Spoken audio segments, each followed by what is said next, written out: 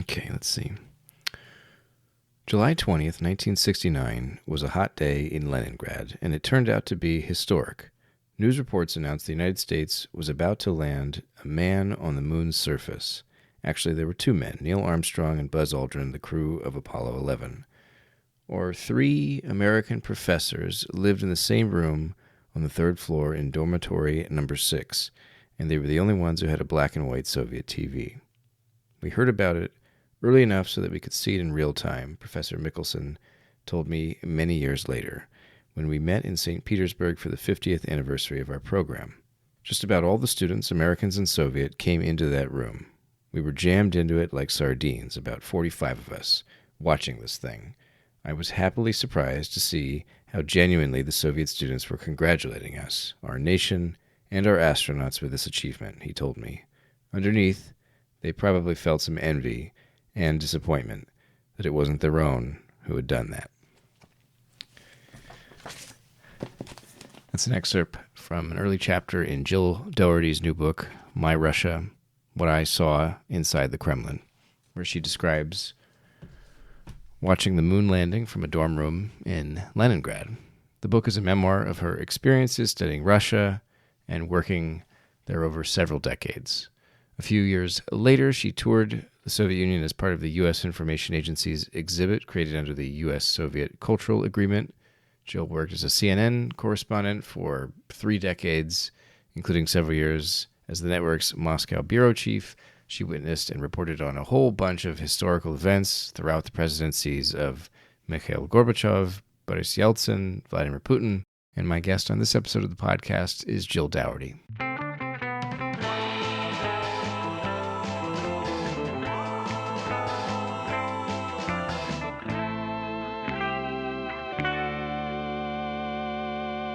Welcome back to the Naked Pravda. Welcome back to the show. I'm Kevin Rothrock, your host, and it's been several months since our last episode. If you're a returning listener, thanks for not deleting this from your podcast app on your phone. If this is your first time tuning in, then, well, it's good to have you. If you're not already a supporter of Medusa, and especially if you've never even considered it, please take a look when you have the time at our website and consider making a recurring donation to help support our newsroom. We're banned in Russia for our independent reporting on the invasion of Ukraine and the Putin regime's domestic repressions, so we are totally reliant on our international audience, on people like you, to sustain our work. One more bit of housekeeping. The Naked Pravda is trying something a little different with today's interview. We're putting the whole thing up on YouTube with video footage of the conversation. In fact, I'm even recording the video feed of what I'm saying right now, so hello. Hi, if you can see me. If the idea of looking at my face for the whole show disturbs you, then, don't worry. The audio version of the podcast is resuming like usual. Anyway, that's just a PSA for folks who prefer audio visuals to plain audio.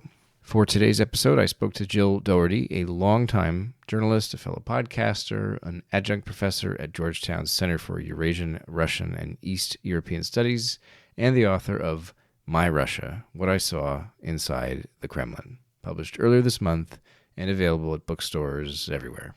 Check the description of this podcast episode for a link to the publisher's website. Now let's get on with the interview. I was surprised at how personal it was. I mean, obviously the title is My Russia, so it's personal possessive pronoun. It's very personal right up front, but you're including a lot about your private life. It's really your life story, and so I was wondering, at what point in your career did you decide to write a book like this? I mean, to put so much of yourself into it. When did you settle on the tone and the parameters? That's really a good question, because I did think about writing this probably maybe 10 years ago. And because everybody's writing books, and I thought, well, eventually maybe I should. But maybe 7 or 8 years ago, I talked with a friend in the field, and I really respect his opinion. And he said, Jill, at that point, I was thinking, I will write a Putin book. And he said, Jill, there are so many great Putin books out there, which is really true. He said, but the world does not need another Putin book right now, at least from you. So what I would suggest, he said, is you have a unique background as just a regular American who got fixated on Russia, who, grew up during the Cold War. And there were a lot of moments in the Cold War that were really important to me in my life and my career.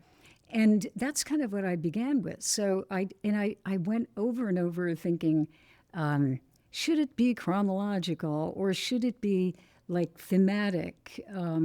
The media, Ukraine, that type of thing. And then I thought, what I should probably do is keep it chronological because it bounces around a lot for like half a century. So I began actually with the full-scale invasion of Ukraine in February 2022 because I thought that was the most dramatic moment. And it also kind of defined where I'm going in my career and my interest in Russia because I went there. CNN believed the U.S. government when it said, hey, they're going to invade. So they asked me if I would go, which of course I said yes to. And that moment of just looking at Putin and being in that bureau and seeing what it felt like with my friends, Russian friends, who were saying, oh my God, I think our country is invading. And then, of course, within a few days, has invaded another country where, let's say, my grandmother lives. A lot of Russians have relatives. So that was a dramatic part. And I thought it would be a good kind of framing to begin with that invasion and my experience in Moscow, actually not in Kyiv, but in Moscow, where I'd spent so much of my life. And then bookend it at the end of the book by saying, this is what I, personally think happened. This is what the war is doing, has done to Russia and Ukraine, or I should say Ukraine and Russia. And then I did put in a little section on Georgia because I went to Georgia last year, so 2024. I went to Georgia actually 3 times, and I find myself going there quite a lot. I'm going to go in June. And there were so many issues there that seem part of this narrative. So I put a little section at the end. But then when you talk about the personal stuff, so, then I thought, ooh, how much of me do I put in it? Because I've been a journalist for a long time and I did a lot of, reporting on Russia, et cetera. But I'd never really talked about myself. And it was kind of uncomfortable. And I also thought it could be a little, I don't know, like, do I really need to say that? But the problem was, or the issue for me was that there were aspects of my personal life, like cancer, that became part of the story. I mean, I was diagnosed in Russia. So do I stay in Russia, to get treated? Do I come back to the United States? It affected my reporting because it was right around the time that they were going to have the first election for Putin. So that's why I decided to put it in. So it's very personal. I don't know. I mean, it's kind of weird because I started thinking, ooh, yikes, there's no going back. But anyway, it's out there. You mentioned at various points in the book that you were writing to yourself in a diary. Did you use that as source material for writing the book, or did you remember it all by heart, or how did that play in? Oh, brother, I would never be able, no, seriously, I would never, ever be able to remember everything. But there were moments like, so going back to my high school, and that's my teacher in high school changed my life because he was such a dedicated teacher of the Russian language. This is the guy who banged on the table and refused to speak English. Ship up or ship out. And then, but he didn't speak English for months. Right. So we were convinced he only spoke Russian. But he was extremely dedicated. And I truly owe my career to him. There's no question. So I think, again, getting back to that like 6 or 7 years ago, I thought I should talk with him. I should interview him just so I understand, like what I remember, did that really happen? And then also, what was his life like? So that was in Scranton, Pennsylvania. And I went back to Scranton and I said, Mr. Peregrine, could I talk with you? So I went to his kitchen. His wife was there, Pat, and we talked. And I recorded that interview. And a year later, he died. So all of that would have been lost if I hadn't followed my instinct just to talk to him. And then there were two other things. The literally verbatim stuff from being a guide on U.S. Information Agency exhibits back in the old Soviet days and my time at Leningrad State University. All of that came about. It was amazing to me. I have a friend who's from Ireland. He's an Irish scholar, actually, in the Irish language. And I gave myself a birthday present a few years ago, and I went to Ireland. And at the end of the trip, he said, his name is Donal O'Boyle, and he said, Jill, I have a little gift for you. And I said, oh, I don't need anything. What are you talking about? And he gave me a package, and I opened that package, and inside were probably all, of the letters, literally letters that Pam, my twin sister, and I, who studied Russian together, had written back to my parents and to Donal over the years. And they were really detailed. Yeah. I mean, this is the days of like onion skin paper and then that really harsh Soviet paper and, the stamps and everything with, workers of the world unite and all of that. So he kept those, if you can imagine that, for like 50 years. And then he gave them to me. So what I did was I actually sat down and transcribed them, literally, because it really was important. And then the final thing was reporting from CNN. And I tried keeping a diary, but it was really, really hard because the schedule was just insane. So luckily, CNN, even after I left full time, would send me back for like a month or two when usually bad things happened to report on. Yeah. And this one time I said, hey, I should start looking at my old scripts.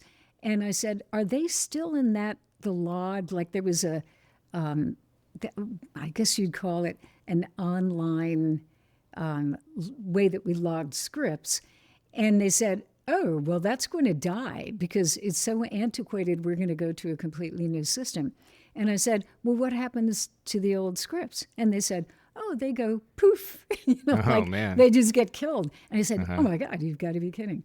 So every night I would stay in the bureau at like 1 o'clock in the morning, and I would print on paper, print out all those scripts. So I came back one time with literally a stack of my scripts for almost a decade. It was like 9.5 years of scripts.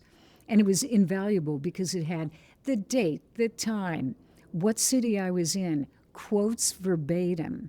And so it was really a gold mine. So that's kind of, I can't remember, things very well because it's just in the spray of events, but that really helped. I see. Okay.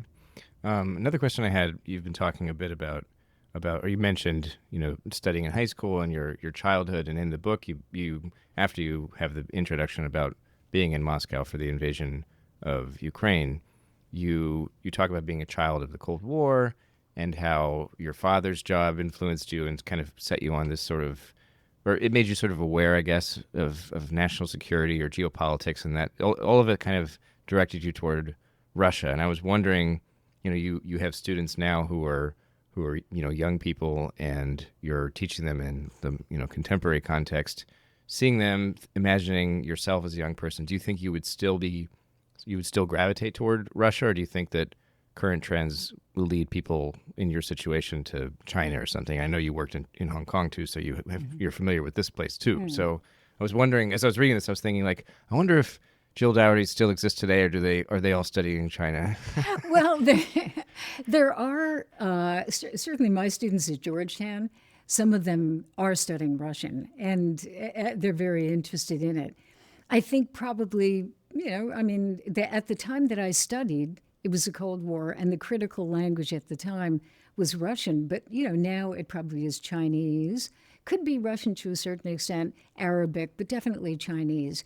And it is very possible that if I had grown up at another time, like now, I might very well have been in Chinese studies. But for some reason, when I started studying Russian, it just really clicked. I honestly don't know why.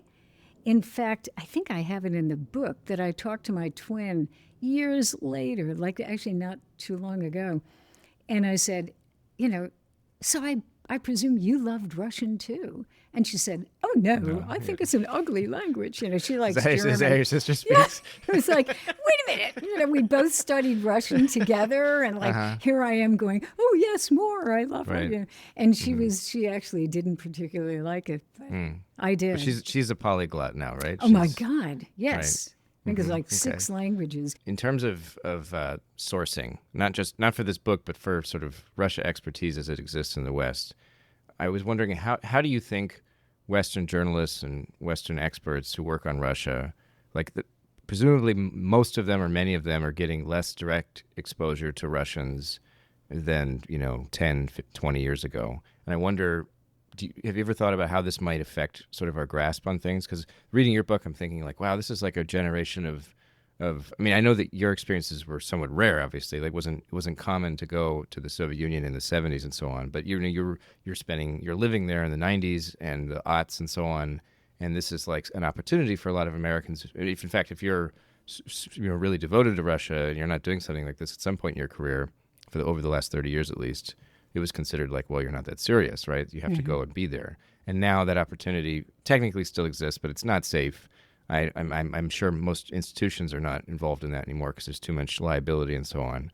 Um, do you see this affecting like with the kind of knowledge we're going to have? Because obviously, like there are still Russians you can talk to, but the ones who will talk, it's very self-selected, right? Like it's the standard kind of like liberal intelligentsia expats are very widely quoted in the media today, but it's they don't obviously they don't, not only do they not represent most Russians, but they're not even in contact with them anymore, not directly. So this is a long-winded way of asking like, where do you see the direction of things going based on the sort of the limited access? Oh, yeah. I mean, I think about it all the time because the students that I have at Georgetown, for example, who are studying Russian or want to get into maybe Russian studies or security studies, things like that, it struck me just recently, really viscerally, that they may not get a chance to go to Russia for quite a while.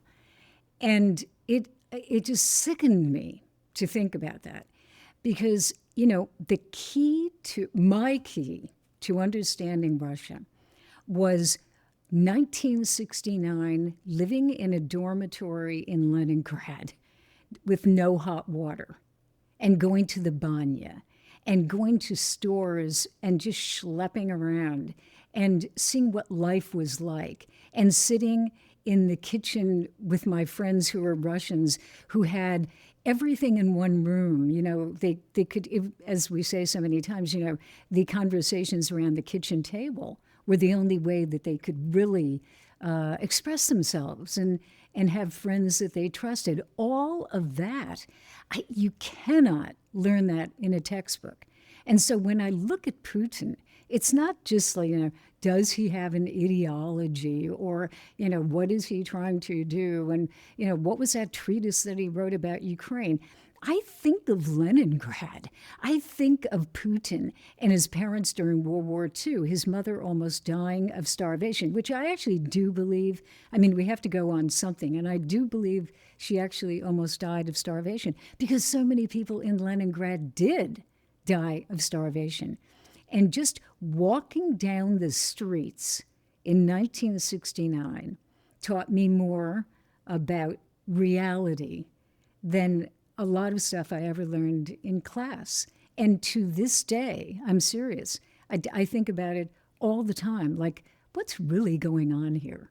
And it's just crucial. So that is, students, but it's also journalists. I honestly don't know how you could cover the place if you didn't go there.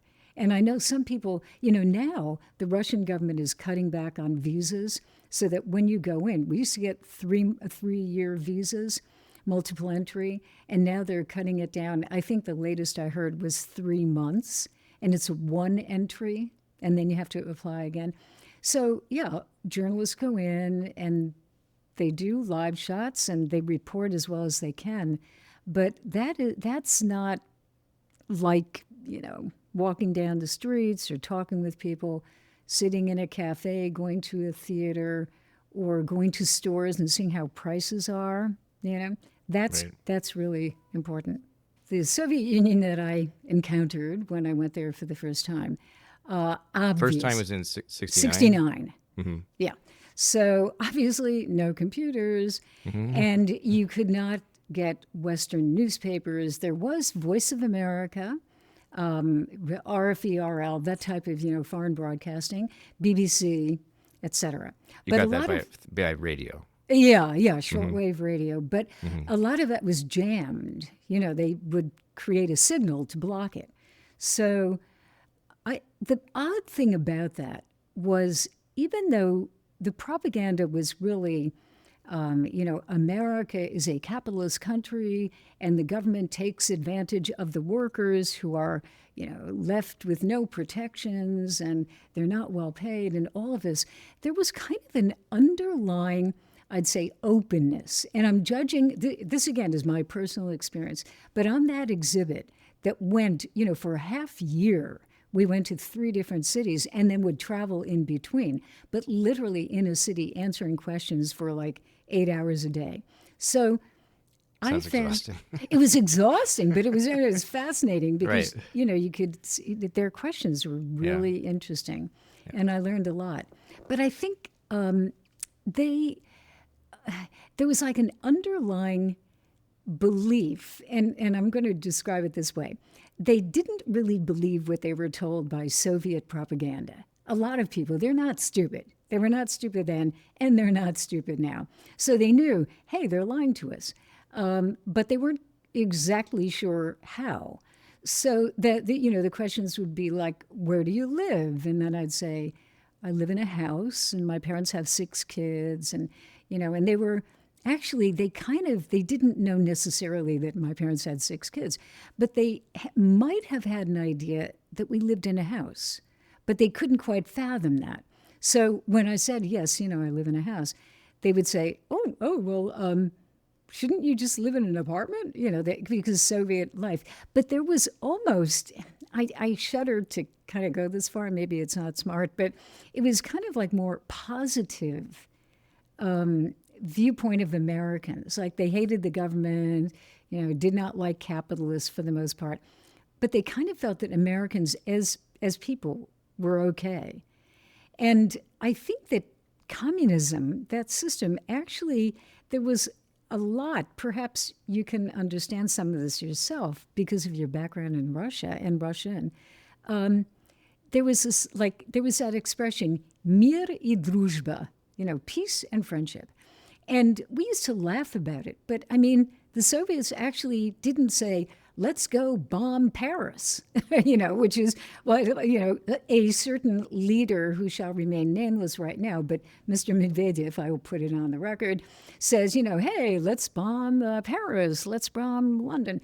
They didn't do that. It was more, these people are bad for workers. So I would say it was actually more positive. So now I think, what Russians know, Russians, up until Putin, recent Putin, they could almost travel anywhere they wanted if they had the money. They could go around Europe. Maybe they could get to the United States.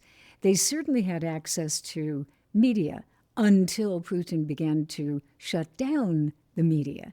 But there was, I'm going to say, like, no excuse for not knowing a lot about the United States and about the West. And there was sincere interest in that, Now, it's very different because it's draconian control of the media, as we both know. But I think there's an edge to it, which is different. Or let's say that there's a different approach. And the way I'd put it, just saw a study about this, which I think confirms it. Young people in Russia right now, literally according to some studies that exist, are cynical about the West. Like they may know, or they probably definitely know, that people as a whole live better in the West, maybe not better than in Moscow because it's so rich, but people, an average person lives much better in the West than they do in Russia. There's no question. So you would think, oh, it's kind of like the old days. They will say, well, we kind of like the system. No, it's more that they've been told the West, yeah, sure, the West is better, but it's all corrupt anyway because they just talk about democracy. This is all in quotes. The West just talks about democracy. And they say, life is much better here, et cetera. There's a cynicism that Putin is using. So that is what he does. He undermines young Russians' belief that the West is a good place. Putin would say, it's all the same. They're lying. They ultimately want to take over Russia. They ultimately want to destroy our country. If they say they welcome you, it's a lie. That type of stuff is very, very cynical. And I didn't feel that in the Soviet Union. It was completely different. What was it like watching the moon landing from Leningrad? Oh, wow. I mean, yeah, there were, here we are in a dorm, and it's like the first man lands on moon, and there was kind of like a scratchy, Soviet TV and black and white. But it was a moment that I thought, well, number one, I was blown away that there was actually, a guy on the moon, yeah. a United States person. Mm-hmm. But also, there were people who joined us, as you read. There were Russians, like Russian students, who came into the room. There was one room where they had a TV, and we watched it together. And there was actually this feeling that, hey, that's a human being out there. It's not just an American. It was kind of like hats off to the Americans. They did a good job. But wow, that's human beings up there. And there was this kind of feeling that humanity had done it, which I found very refreshing and actually very touching, deeply touching.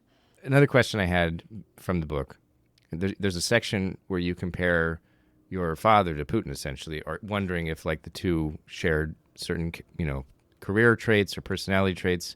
And I wondered what inspired you to think about that. Like, the first time you saw Putin, did you think, hey, that reminds me of my dad, or was it something a comparison you came to later? Well, I mean, we should say my father was a career FBI agent, right? Special agent of the FBI. Yes. So right from the beginning, as I guess I mentioned in the book, part of my fascination was big bad Soviet Union, know the enemy, that type of thing. And I'd read every Nancy Drew book available. So I was kind of like an intrepid little girl. And I started thinking, this would be very cool to study Russian, and maybe it will help my country, that type of thing. Sure. Yeah. But I think, it sounds kind of strange to say, was my father like Putin? No, my father was not like Putin. However, they came from organizations, the FBI and the KGB, that had kind of, to a certain extent, similar functions, and then I started thinking, I have enormous respect for my father. And I started thinking, could there be anything that they had in common? And I think maybe, and this is really perhaps going too far, but I think Putin did or does maybe still have this idea that he was going to protect Russia. Now, his idea of protection may be really faulty. The best protection is to attack. That seems to be his approach. But I think there was a certain superficial similarity. But I think, number one, their personalities were completely different. I find Putin, as I say, pretty much a Soviet man. I don't think he's ever been able to get out of that mentality. Other people did. Other people lived in the Soviet Union too, and they turned out to be pretty normal. I think Putin retained much of that idea, chip on the shoulder, West out to get us type of stuff. And to his detriment and to his country's detriment, I think, one of the saddest things, Kevin, that I think about is what he's doing to Russia and what he's doing to Russian young people and the future, the country that they're going to live in. But yeah, I kind of went through both of those. But also, I think there's one other thing about the two men. the United States and Russia, my father growing up, or actually he was already grown by this time, but the end of World War II, America is a country that survives and thrives and, is a world leader. Soviet Union physically destroyed. Leningrad, houses just bombed to smithereens. A difficult life, whereas the United States was booming. That 1950s life that my parents had was so different from Putin. And that affected things too, that it was rich and successful for many people, not for, some minorities, obviously in the United States did not do well. But the country as a whole pretty much boomed after World War II. And it created very different people. Again, Putin with this, I still have, the best way I can describe it is chip on the shoulder approach to the world. Do you think that going forward, the kind of engagement that Americans will need to embrace, not necessarily approve of, but just it'll have to be what they do in terms of the Russians they speak to? A lot of your book, when you're in the Soviet Union, you're engaging sort of anybody you can come into contact with. And then after the fall of the Soviet Union, America kind of inherits this mission of like, okay, well, we want to, steward Russia onto a path that integrates it into the world order that we dominate. But it's democratic too. There's like normative and there's more expedient reasons to do these things.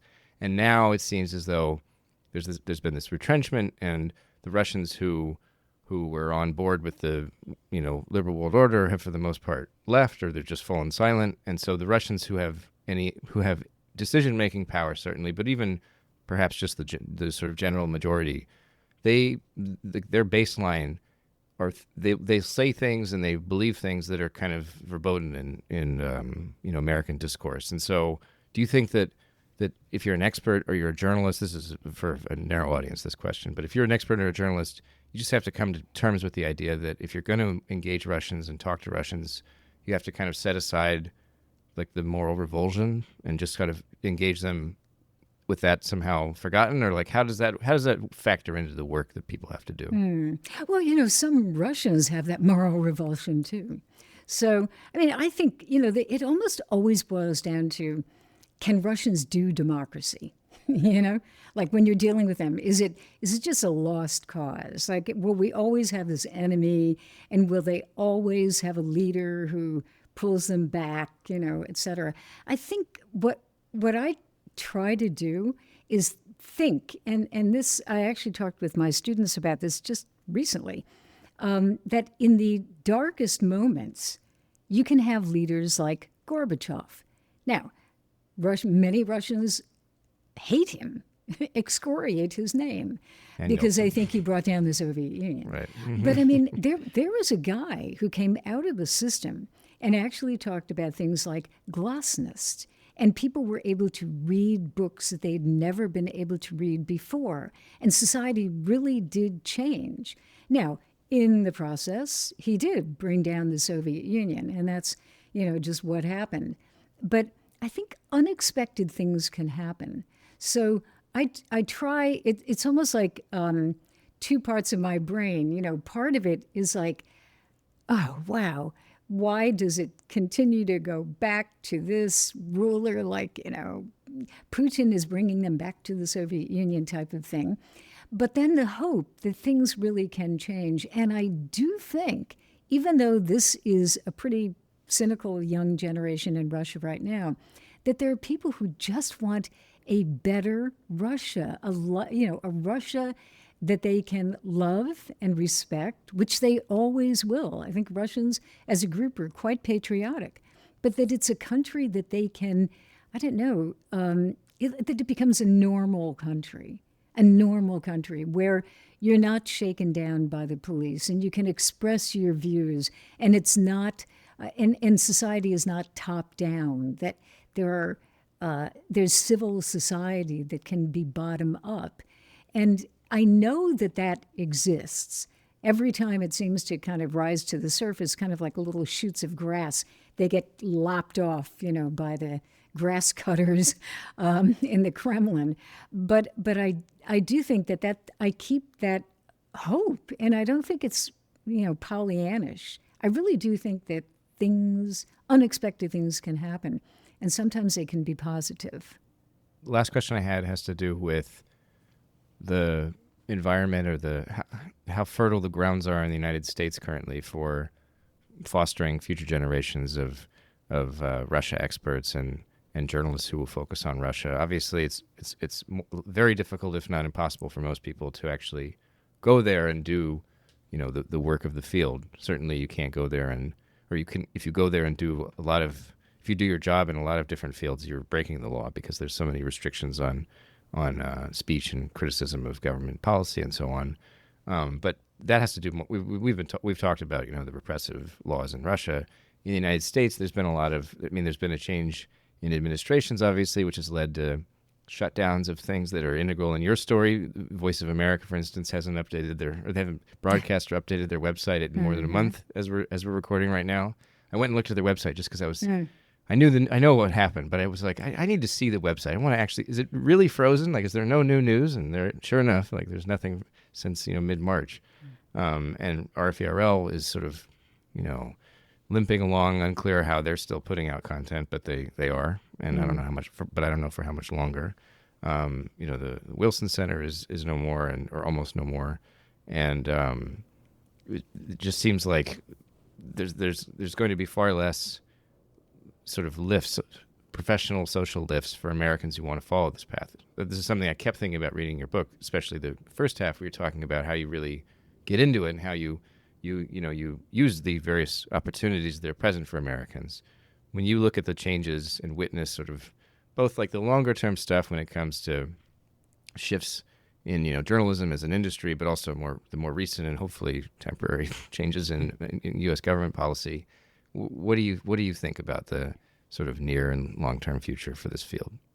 Kevin, I was at a conference I guess it's last week, about Russia. And there were some really, really good researchers. And the discussion was, how do you get information about Russia? How do you understand what's going on? So a lot of them at this point are using data. They do data analysis. They do all sorts of, technical, using AI, very sophisticated analysis of data from Russia. Could be health data. It could be a lot of stuff. And they find out very interesting things about how Russia is functioning. I'll do, quick example, like how many people are going to the psychiatrist? Well, it goes up when you have an invasion or a war, and then it goes down when people feel peaceful. So they gather a lot of this. And I thought, yeah, that's really great. It's quite interesting. The only thing is the human element. And I keep going back to that you can't, you really can't understand what it's like for people in that country, I think, unless you get there. And you don't have to spend years, but you have to get there. You have to walk the streets, you have to talk with people, you have to eat the food, you have to listen to the music. And I think that, that is how you understand. And without that, if there's an absence of doing that, if it's impossible to get to Russia, then I do not think we're going to understand Russia correctly. We'll have data, we'll have information, we can analyze what Putin says, and all that is really, really valuable. But what's it like for Russians right now? Why do they support Putin?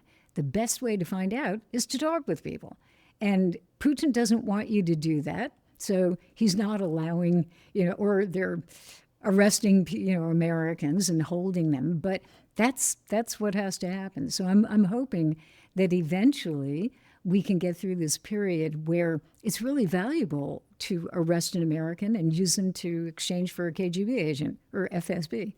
So that's it. I'm not very positive about that. It's a real problem. And what do you tell your students in terms of, they come and study it, and anybody, maybe they're doing just as a part of their general education, or they want to have like some specialization, but it's part of something else. But if they were to come and say, if they share, the passion that you describe in your book for Russia specifically, and they say they really want their their career to revolve around it, what's your advice to them, seeing those sort of opportunities kind of evaporate, at least in the United States? Well, the next best thing is to go to the neighborhood. So a number of them, some of my students just went to Armenia. There's Georgia, there's, let's say, the Baltic countries. You can go to places that were part of the former Soviet Union, where you could at least get, a little bit of the flavor. And there happen to be a lot of Russian speakers in all of those areas. So, in fact, some have just recently left. And so there are ways that you can talk with former, Russian civilians and journalists. There are all sorts who are out.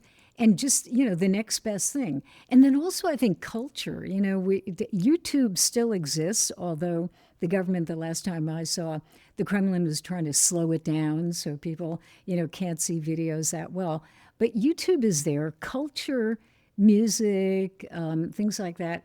You can still get on those sites, and you can still see what Russians are listening to and thinking about. So there are other ways. We just have to do it.